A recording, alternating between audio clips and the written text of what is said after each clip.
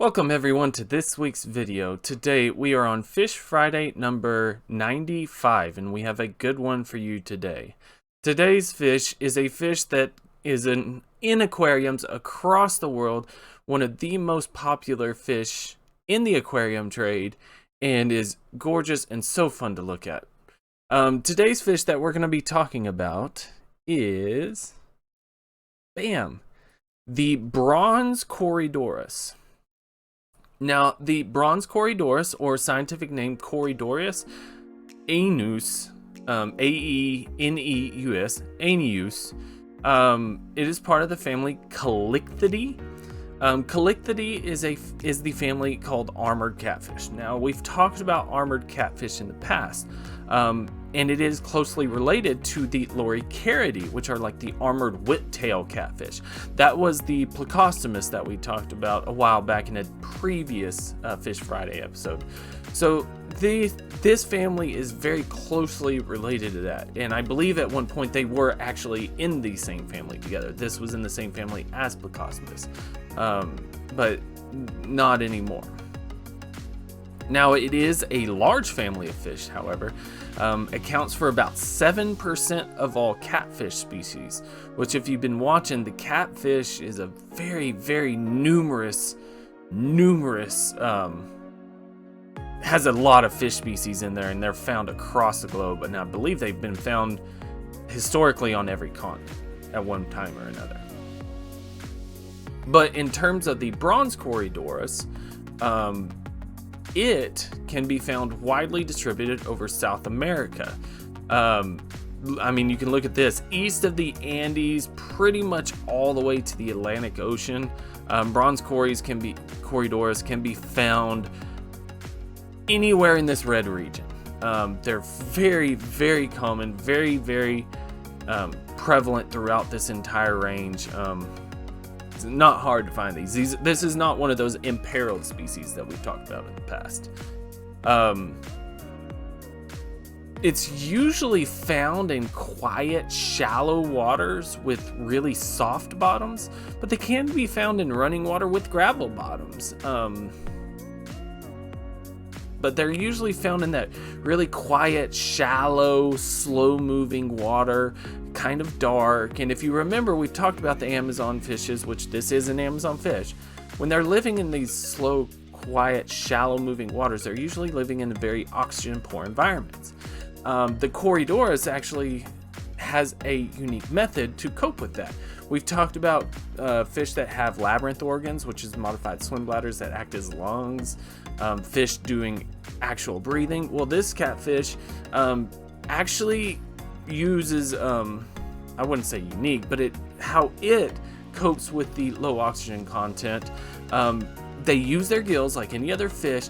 They'll actually rapidly come to the surface and draw in through their mouths, kind of like a sucking sound. The air is swallowed and it is absorbed in the intestine, and any surplus air is actually expelled through the vent. So, quite frankly, these fish are one of the few fish that could actually fart. That's a fart joke. Everybody laugh. It is a small fish, though. If you haven't gathered that from the pictures, it's really, really small. As with most catfish species, females are larger than males, but that's not necessarily an easy way to tell them apart. Males will get up to like a max of 6.5 centimeters, while females will get about 7 centimeters. That's a difference of 2.5 inches to 2 3/4 inches. There's not a lot of difference in there. Apparently, that you can tell because they're deeper bodied. I'm not particularly sure, but yeah.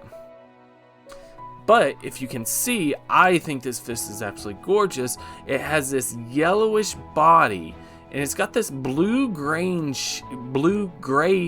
almost a greenish sheen going down the side that has these sort of metallic flakes throughout it, with these metallic really parts right here, right behind the opercle covering, and then on the opercle covering. If you go back to the other picture as well, you can see it's got this almost metallic gold flake in there with these gold patches on the side.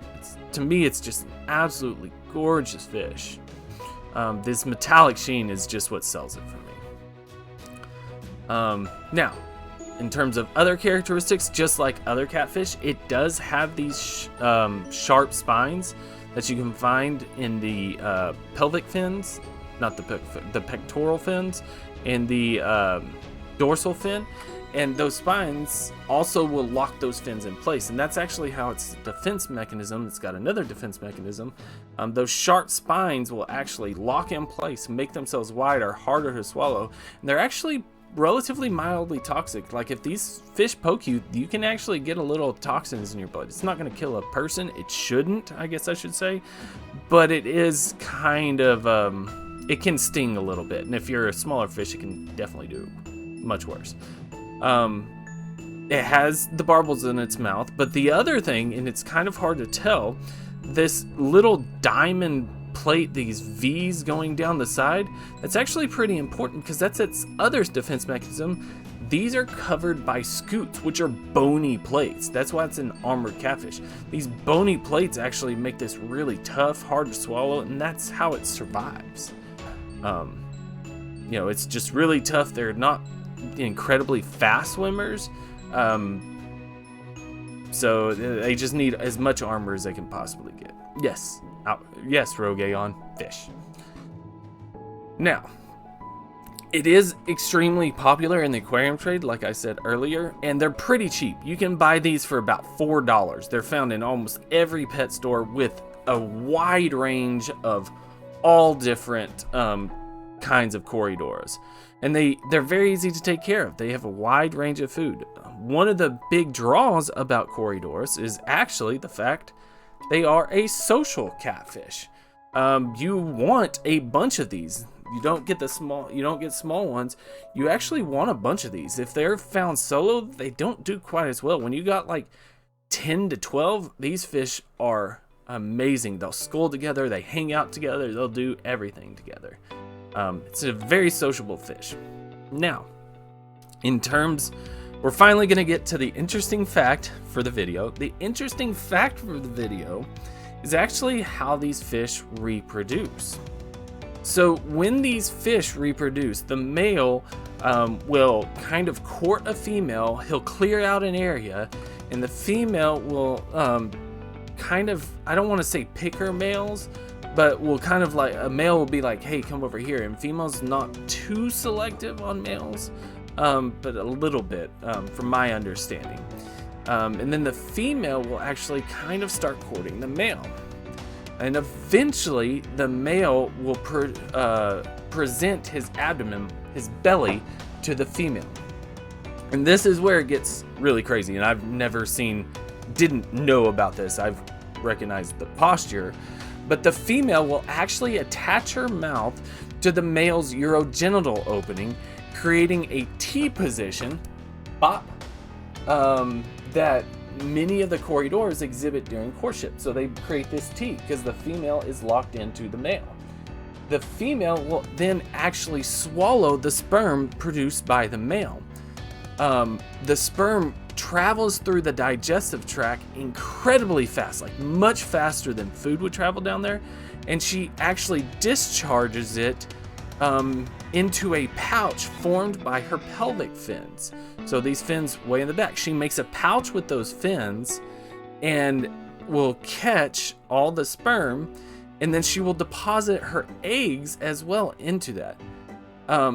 That is how these eggs get fertilized. The female then actually swims away from the male and goes and puts her eggs in wherever she thinks the best place to go. In the wild, that's water weeds. And it goes beyond that. Another thing about the eggs is the eggs actually have a pretty unique surface pattern with small villi-like, so it's like little tiny fingers.